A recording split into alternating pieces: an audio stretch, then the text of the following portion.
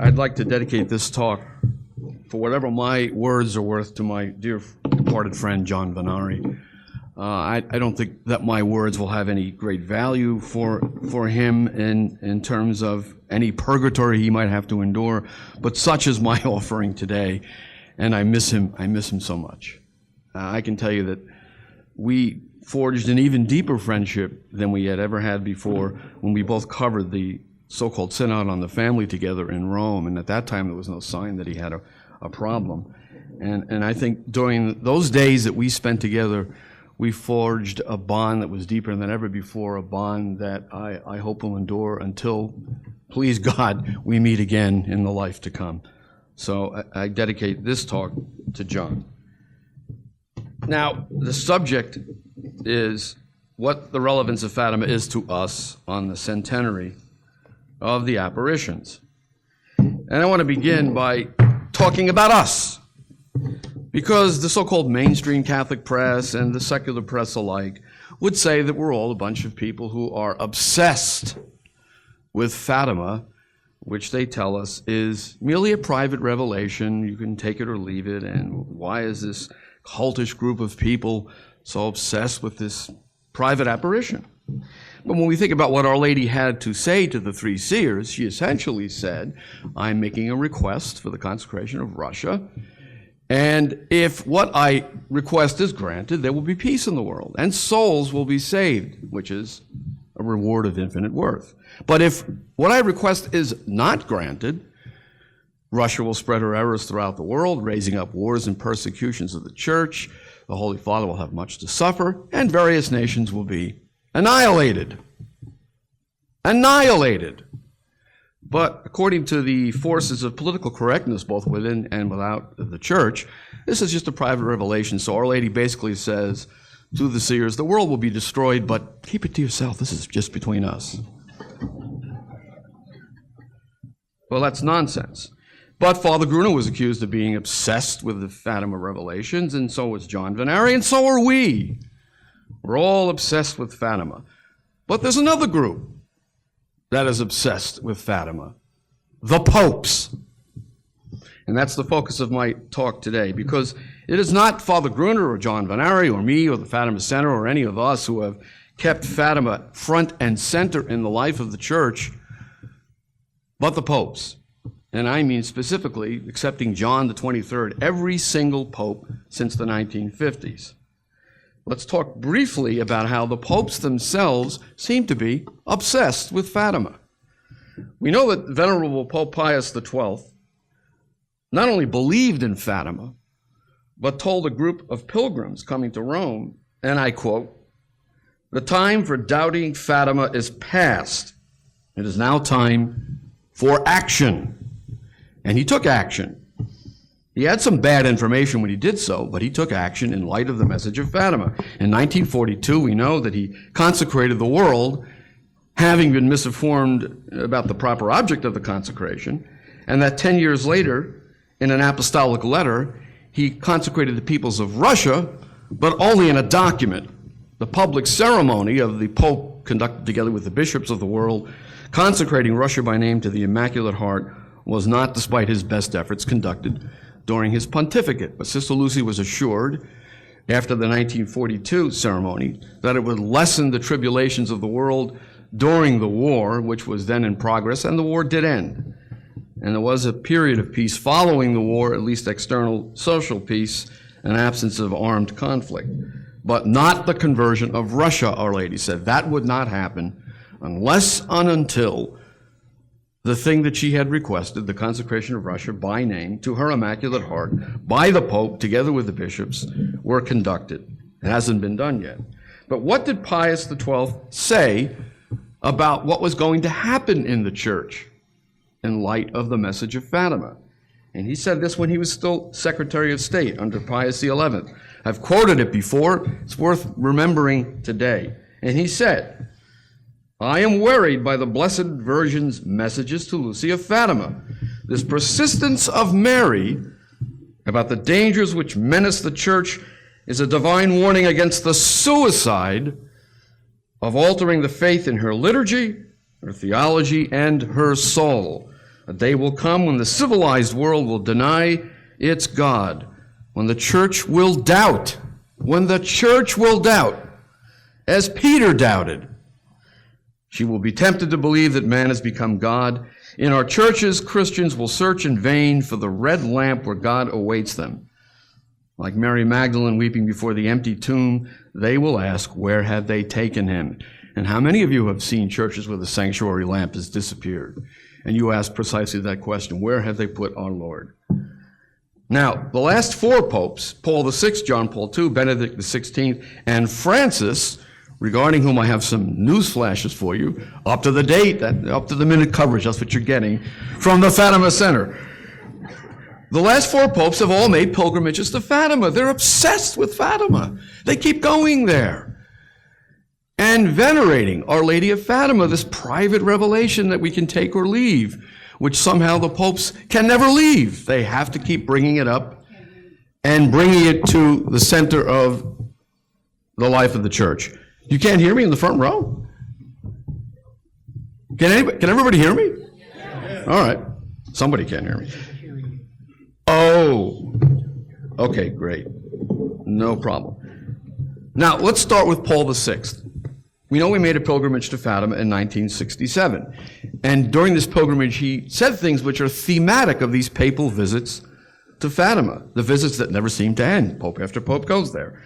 He had read the text of the Third Secret by 1967. And at Fatima, he specifically linked the Fatima message to the book of the Apocalypse. And during his sermon at Fatima on May 13, 1967, echoing what Pius XII had said in the quote that I gave you a moment ago, he said, wouldn't it be unfortunate, wouldn't it be terrible if, quote, an arbitrary and unauthorized interpretation of the church's magisterium led, and I quote again, to a dissolution of the church's traditional and constitutional structure, replacing the theology of true and great masters with new and special ideologies intended to remove from the norm of faith what modern thinking, often deprived of the light of reason, doesn't understand or dislikes, and changing the apostolic concern for redemptive charity into an acquiescence in the negative forms of the profane mentality and worldly customs. Wouldn't it be unfortunate, he said, if that would happen to the church? He said this at Fatima, having cited the book of the Apocalypse. Does that sound familiar, by the way, the development that he feared? We know that is exactly what took place in the church, a dissolution of structures and an invasion of the church by a profane mentality and worldly customs. He could see that coming in 1967. It was already happening. And only 5 years later, we know that he made the famous utterance about the smoke of Satan entering the temple of God. But he said more on that occasion. After he made the reference to the smoke of Satan entering the temple of God, he went on to say, in 1972, there is doubt, uncertainty, problems, unrest. Doubt has entered our consciences, and it has entered through the windows, meaning Vatican II, which were meant to have been opened to the light. This state of uncertainty reigns even in the church. It was hoped that after the council, it would be a day of sunlight in the history of the church. Instead, there came a day of clouds, darkness, groping, uncertainty. How did this happen? He asks himself. We will confide our thoughts to you. There has been interference from an adverse power. His name is the devil, the mysterious being to whom frequent allusion is made, even in the epistle of St. Peter. And lest some arbiter of political correctness in the church say that this is an apocryphal quotation, here's the citation. The Insegnamenti, the official teachings of Paul VI in the Vatican Archives, Volume 10, 1972, page 707. So here's Paul VI going to Fatima, I would say almost in spite of himself, because he was a reformist and a kind of dilettante of liberalism at heart, to say these things about the coming crisis in the church. And then 5 years later, he lamented the church, all in the light of the message of Fatima. Now we come to John Paul II. We know he made 2 pilgrimages to Fatima. The first came in 1982, after he himself said his life was spared from the assassin's bullet by Our Lady of Fatima, because at the moment the bullet was fired, he turned to look at an image of Our Lady and the trajectory was altered. It missed the vital organs, and he survived the surgery, barely. He attributed his rescue from death to Our Lady of Fatima. And when he went to Fatima in 1982, he took the bullet removed from his body during surgery and had it placed into the crown of the Pilgrim Virgin statue. Now, what did he do at Fatima? Well, we know that he, like Paul VI before him, linked the message of Fatima again to the book of the Apocalypse, citing chapter 21. And he personally attested to the binding character of the message of Fatima on the church as a whole, saying, and I quote, "If the church has accepted the message of Fatima, it is above all because that message contains a truth and a call whose basic content is the truth and the call of the gospel itself." And he went on to say that the message of Fatima at that time, 1982, is, quote, "still more relevant than it was 65 years ago. It is still more urgent." And we know that there was a second pilgrimage in the year 2000, the very pilgrimage during which Cardinal Sodano announced that the third secret, or what they tell us is the whole third secret, was going to be released in a couple of weeks. And on that occasion, John Paul II referred to the book of the Apocalypse again, this time citing chapter 12. And he said, in regard to that citation, the message of Fatima is a call to conversion, alerting humanity to have nothing to do with the dragon whose tail swept down a third of the stars of heaven and cast them to the earth.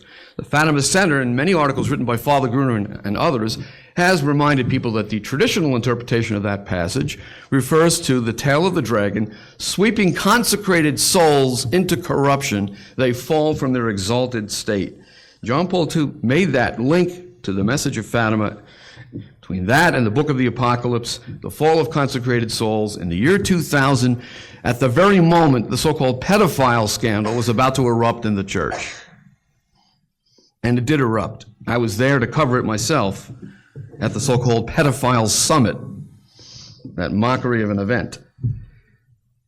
Now, in addition to beatifying two of the three Fatima seers, John Paul II has also added the Feast of Our Lady of Fatima to the Roman Missal on May 13.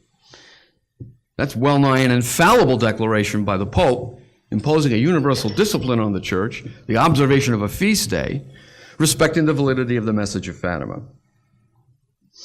Then, of course, we have Benedict the 16th. He went to Fatima on a pilgrimage in 2000.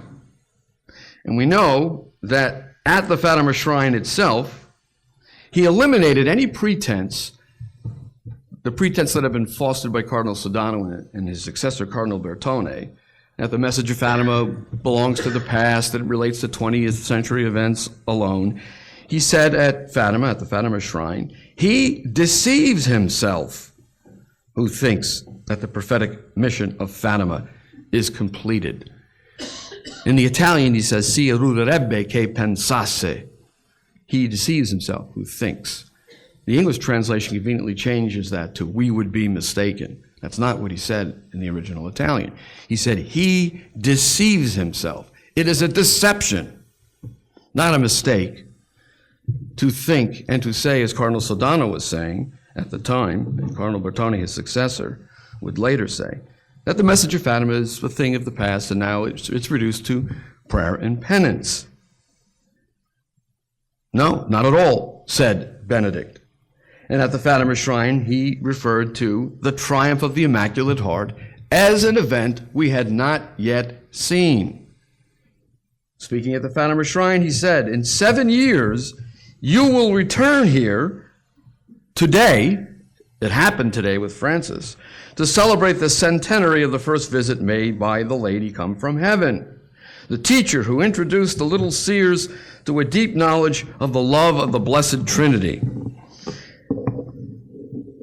Then he went on to say, may the 7 years which separate us from the centenary of the apparitions hasten the fulfillment of the prophecy of the triumph of the Immaculate Heart of Mary to the glory of the most Holy Trinity. Here is the Roman Pontiff at the Fatima Shrine itself, speaking of the triumph of the Immaculate Heart as an event that had not yet occurred, hoping that it would occur by today, literally today, and it hasn't occurred yet. And we know why. Of course, I'm going to get to why, but we know why. And during the same pilgrimage on the way, we all know that in the airplane, during a press conference, at which he answered questions that he had selected beforehand to be presented to him, questions he wanted to answer, questions to which he wanted the world to know the answers. He was asked, well, does this third secret of Fatima pertain to the pedophile scandal? Not only did he say that it pertained to that, he went far beyond that. You've seen the translations that I've provided to you. You've seen it in many articles of the Fatima Center on this subject. He said that the secret pertains to future realities of the church, which are little by little revealing themselves. Little by little revealing themselves in 2010. Future realities of the church. And what do these future realities involve? He went on to say in the same answer that the greatest threat to the church comes not from external enemies, but from sin within the church. That is the greatest threat to the church, he said in the year 2010. Now, we know that the vision published by the Vatican as the entirety of the third secret of Fatima tells us nothing about sin within the church, or that the greatest threat to the church comes from within the church. We see only the final outcome of some terrible crisis in the church and the world when external enemies execute the Pope and bishops and priests and members of the laity on a hill outside a devastated city. There's absolutely nothing in the vision about the very essence of the secret that Cardinal Ratzinger revealed on the airplane. And this prompted Antonio Socci to say that Pope Benedict the 16th had reopened the dossier on the third secret of Fatima, and that clearly there must be a text which goes along with the vision, which would explain how the Pope meets this fate on the hill outside the devastated city filled with corpses. And I think we know the answer. I think the answer is obvious. As the church goes, so goes the world. There's a pattern in salvation history. When the people of God fall into apostasy, there is a punishment from heaven, which falls on everyone. So there's a twin chastisement involved in this vision. Something happened in the church, leading to a crisis in the church and a devastation of the city in a post-apocalyptic scenario. And that is why the church is punished along with the entire world. And we see the avenging angel whose destructive emanation of flame is coming toward the earth and is repelled by the Virgin, but not before mass destruction has already occurred. And this is very probably the annihilation of nations that Our Lady predicted. And here's Benedict reopening this whole can of worms in 2010, bringing it right to the front and center of the consciousness of the church. And then, of course, there was his rather mysterious resignation 5 years later, which produced, resignation in 2013, 3 years later, which produced the conclave that gave us Pope Francis. Now, Pope Francis, continuing this papal obsession with the message of Fatima, as one of his first official acts, requested that the Cardinal Patriarch of Portugal consecrate his entire pontificate to Our Lady of Fatima. And I thought that was curious, because Our Lady has so many titles. It's something like 700 of them. Of all of the titles of Our Lady, to which he could have attached a consecration of his pontificate, he settled on one and one only, Our Lady of Fatima.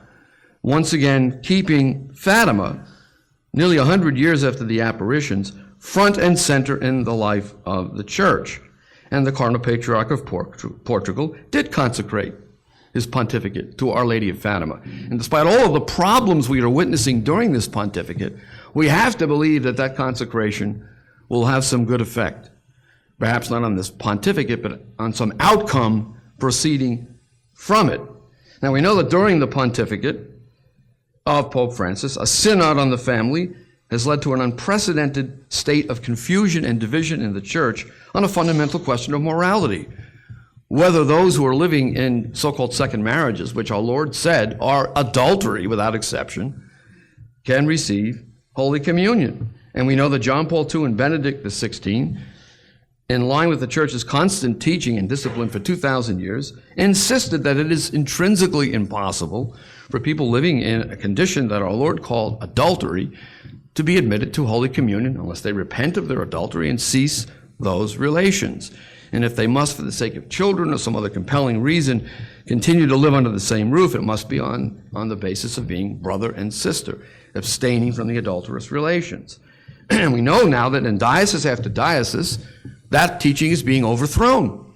This is an unprecedented development in the church. And here again, Fatima comes to the fore, because what did Our Lady indicate in the third secret about this situation in the church? We know she must have said something that indicated it, because Sister Lucia wrote to Cardinal Ferrara, one of the opponents of this change, in the 1990s, and said, and I quote, "The final battle between the Lord and the kingdom of Satan will be about marriage and the family." Cardinal Ferrara, an opponent of this disastrous change in the church's discipline and teaching, cited this reference to Fatima, provided to him by none other than Sister Lucia, who passed away in 2005, but was allowed to live on the earth till the age of 95, precisely in order to tell Cardinal Ferrara that, among other things, so that we would know that Fatima has something to do with this situation. Now, Francis is in Fatima at this very moment. This comes to the segment where I give you up to the date, up to the minute reporting on events in the church. He goes to Fatima, and in a prayer that he composed himself in Portuguese, a language he has used before, according to Crux magazine, he speaks of himself as a bishop dressed in white. A clear reference to the vision of the third secret of Fatima, in which a bishop dressed in white, whom the seers had the impression was the Holy Father. I don't know why Our Lady would have left them uncertain about that, and I'll talk about that in a moment. He refers to himself as the bishop dressed in white. So we, the Fatimists, immediately seized upon this. Well, that's interesting, we thought, and other people thought so too. Why is he linking himself to the vision of the third secret of Fatima? And others would say, the politically correct sources in the church, oh, this is a mere coincidence. You're contriving tin-foil hat conspiracy theories once again, you crazy Fatimists. But then we see an article in Crux magazine about what the Pope said in that prayer, which he did in fact recite yesterday when he arrived in Fatima. According to Crux magazine, he referred to himself as a bishop dressed in white or robed in white.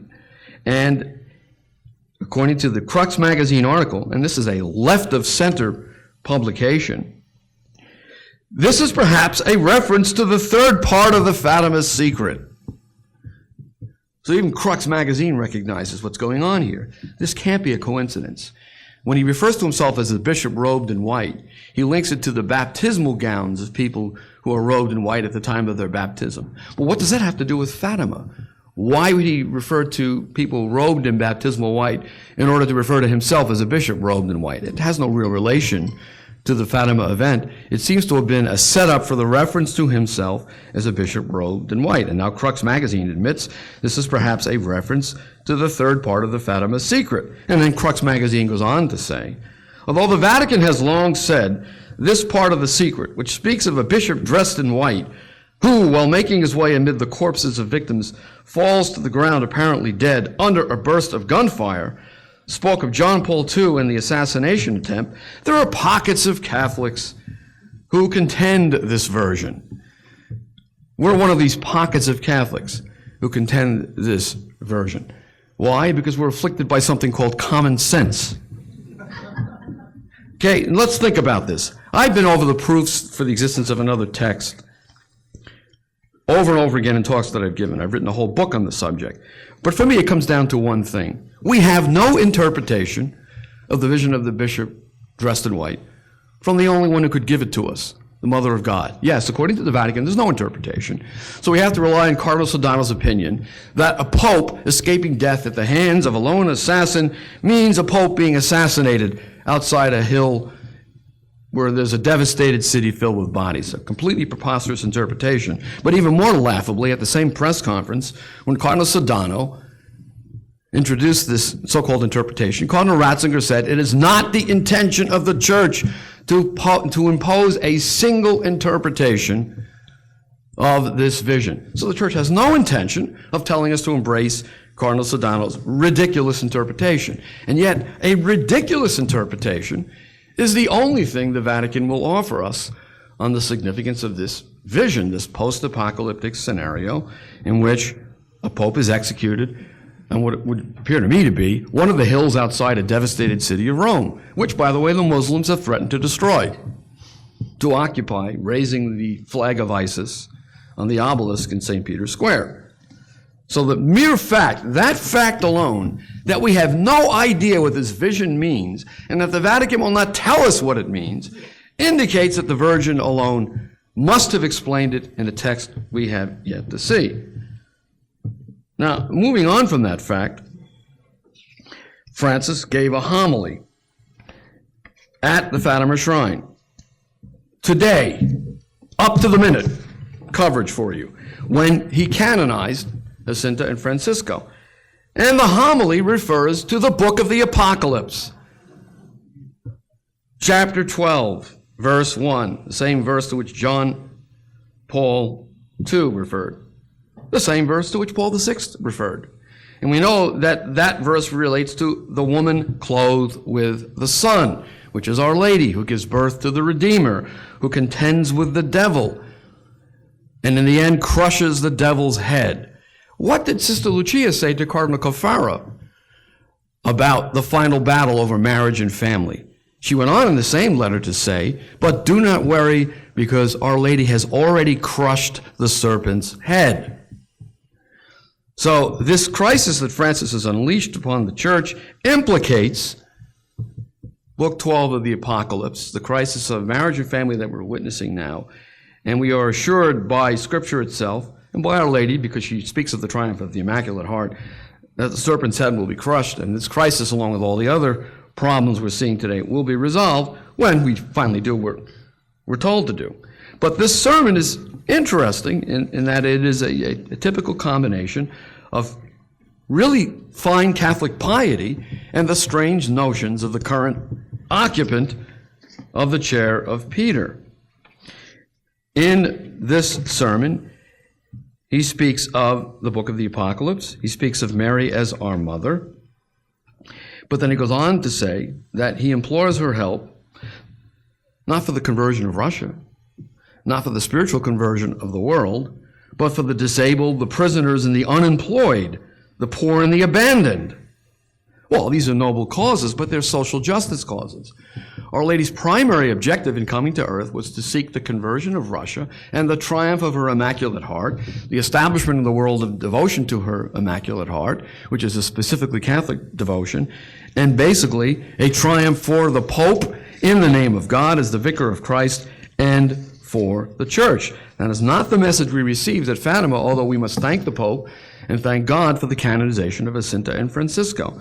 And overall, we have to say that this visit by Pope Francis to Fatima once again demonstrates that Fatima will not go away.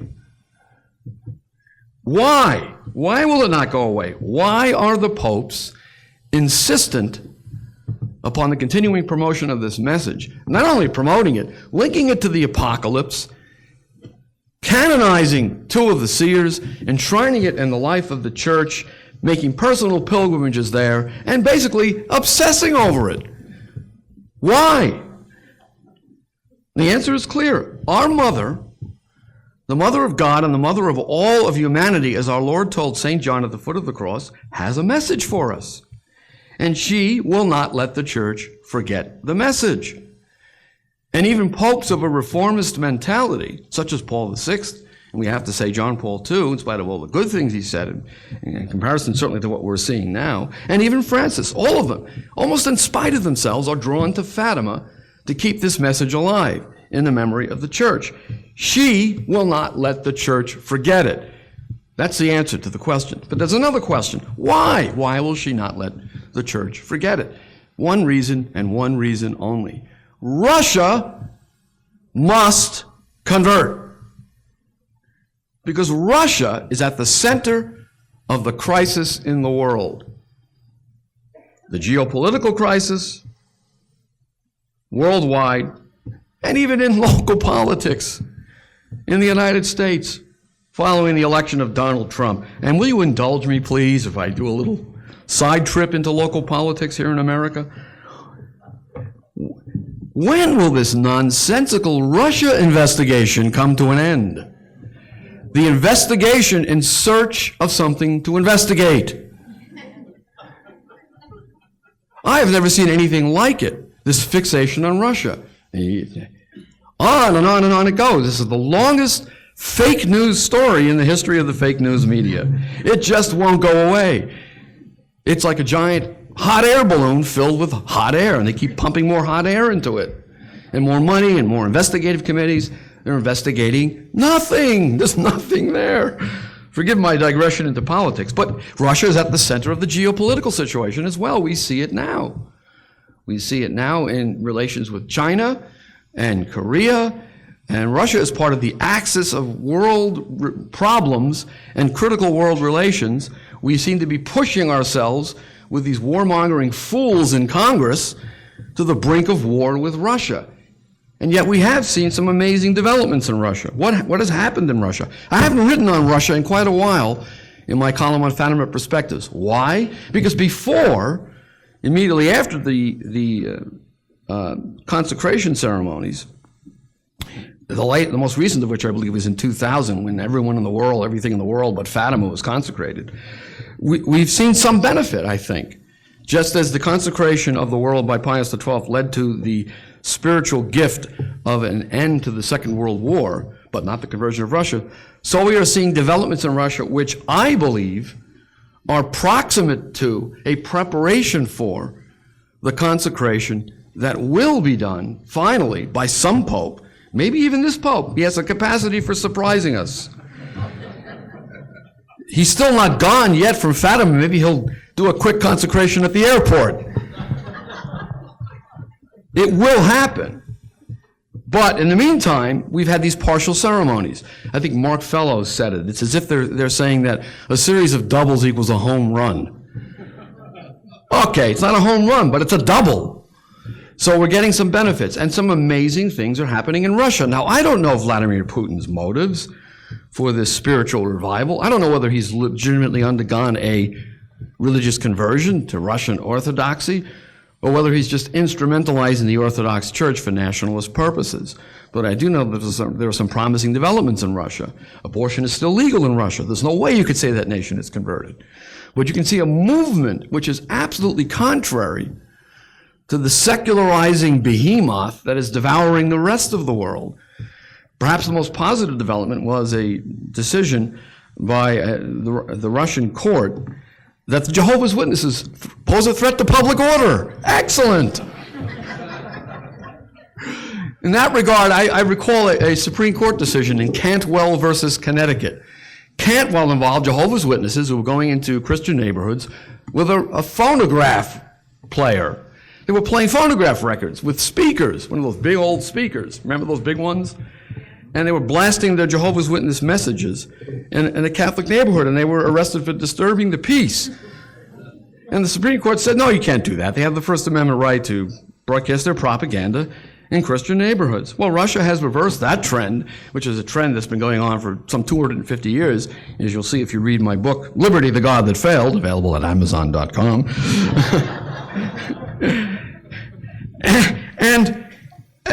So we see these remarkable developments. Russia's swimming against the tide.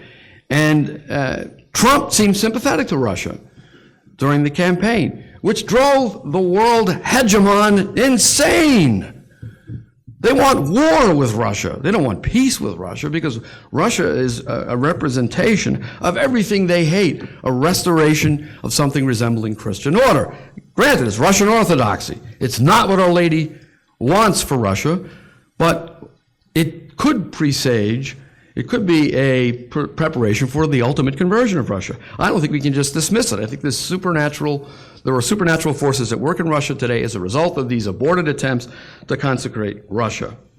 Now, in this regard, something very interesting is to be found in the prophetic writings of Vladimir Soloviev, a mystic, a philosopher, a poet, an author who lived from 1853 to 1900. He died at the very turn of the century. He wrote a work called Three Conversations.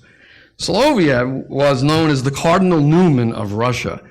That is, someone who was not a Catholic, but was sparking conversions to Catholicism with his defense of the church. He had many great things to say about the Catholic Church and about the necessity of a reunification of the East with the West in the Catholic Church. And in the book, the work Three Conversations, he speaks of a future time when there's a terrible confrontation, a war involving Russia and forces in the East. And during this conflict, which threatens the entire world, a pope by the name of Peter II succeeds in uniting Catholics, Orthodox, and evangelical Protestants in the one true church again. And this follows, Soloviev says, a cosmic sign in the heavens of a woman clothed in the sun. And this is the signum magnum, the great sign of the book of the Apocalypse, to which Paul VI referred, and John Paul II referred, and Francis referred, at Fatima, the woman clothed in the sun. It is Mary, the Mother of God, whose sign will precede this reunification, which will happen. The only question is, what will be left of the church in the world at the time that it does happen? But Soloviev's prophecy is fascinating because of its linkage of this conversion, this reunification of Christians in the one true church to Our Lady, and therefore to the Fatima event, which was still 17 years in the future at the time he died. And sure enough, Our Lady came to Fatima to call precisely for that, the conversion of Russia, which would mean Russia's reunification with the one true church, and therefore the triumph of the Immaculate Heart. And so we see, with pope after pope, even 100 years after the time of the apparitions at Fatima, in fact, more so than ever before, that the message of Fatima remains central to the life of the church. It isn't going away. Its persistence will continue. Our Lady will continue to demand, in her respectful motherly way, pushing the popes to keep the message alive, the one thing that she asked for in 1929, when she appeared to Sister Lucia, which has yet to be done, the consecration of Russia to her Immaculate Heart, so that Russia will be converted and the world will witness the most relevant thing of all to us today, the triumph of her Immaculate Heart, and a period of peace, true peace, for humanity. And by peace, we don't mean the absence of external conflict. We mean what St. Augustine called the tranquility of order in individual souls reflected in social order as a whole. We mean, therefore, the restoration of something resembling the Christian Commonwealth, which we see happening in a kind of tentative way in Russia and also in Hungary. I've mentioned this in other talks, that Hungary adopted a Christian constitution in 2012, expressly recognizing the right to life, defining marriage as the union of man and woman, referring to Saint Stephen the Great, and invoking the Christian roots of Europe, bringing down upon Hungary, by the way, the outrage of George Soros and the forces of political correctness around the world. That is what Our Lady is requesting everywhere in what was once Christendom, the restoration of something resembling the Christian Commonwealth, because that is the only thing that will save the world from what Pope Leo XIII called final disaster in the late 1800s.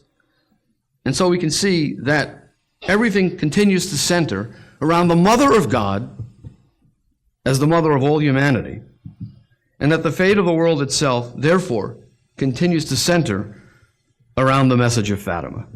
Thank you.